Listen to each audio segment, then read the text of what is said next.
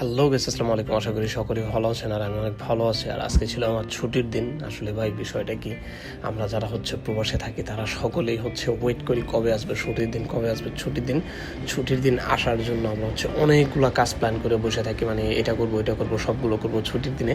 But বিশ্বাস করেন ভাই, যেদিনকে ছুটির দিন সেদিন আসলে কিছুই করা হয় না।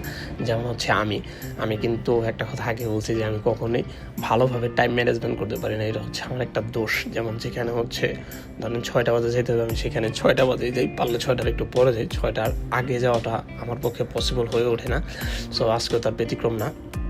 আজকে যাবো একটু আমপাং, যেহেতু আমি আগে আমপাং থাকতাম। সো আমপাং আমার জন্য যাওয়াটা অনেক ইজি রাস্তাঘাট দিয়ে। সো কি আর করার, বের হয়ে গেলাম আমপাং। আর বের হবো বলেই অলরেডি 6টা বেজে গেছে, 6টা প্লাস আর কি আমার অবস্থা। সো আমপাং যাবো, আমপাং কিছু কাজ আছে সেগুলো করতে হবে। বাট আগেই চেষ্টা করছি একটু আগে বেরোবো, বাট ছিল একটু বৃষ্টি অ্যান্ড দেন ঘুম থেকে উঠছে দেরি করে। তো সব কিছু মিলিয়ে একটু লেট হয়ে যায় আমার।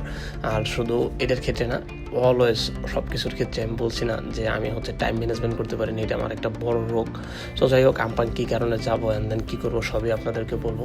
অ্যাকচুয়ালি আমার কিছু প্রোডাক্ট দরকার পুরনো, তার কারণ আমরা তো বিদেশে বাড়ি, নতুন এত কিছু দিয়ে কী করবো। আর তাছাড়া কয়েকটা দিন ধরে আমার প্রচুর কেনাকাটা হচ্ছে।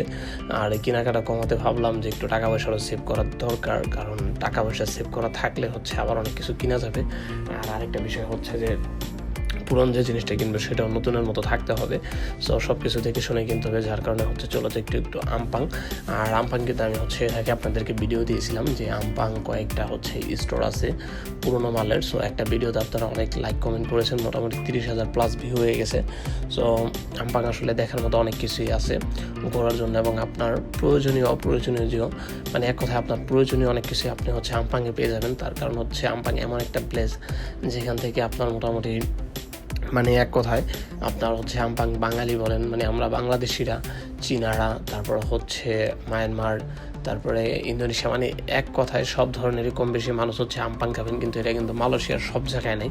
মালয়েশিয়ার অনেক জায়গায়, কোনো জায়গায় মায়ানমারের লোক বেশি থাকে, কোনো জায়গায় বাঙালি ভাইরা বেশি থাকে।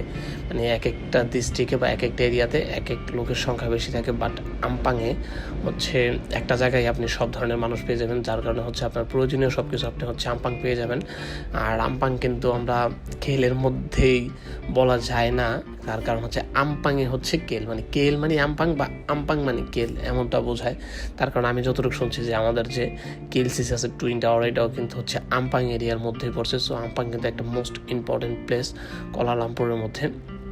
সো এটাকে কখনোই গণার বাইরে রাখা যাবে না। সো যাই হোক, আজকে আবহাওয়াটা একটু দেখতে পারতেছেন কী অবস্থা। একটু আগে বৃষ্টি শেষ হলো আর আমি বেরোয় গেছি তাড়াতাড়ি। আমার যেতে হবে, যেহেতু রাত্রে আবার যাবো একটু লয়েটে, ওইখানে কিছু কেনাকাটার কাজ আছে। সো যাই হোক গাইস, কথা বলে সময় নষ্ট করবো না। সকলেই ভালো থাকুন, সুস্থ থাকুন, আল্লাহ হাফেজ।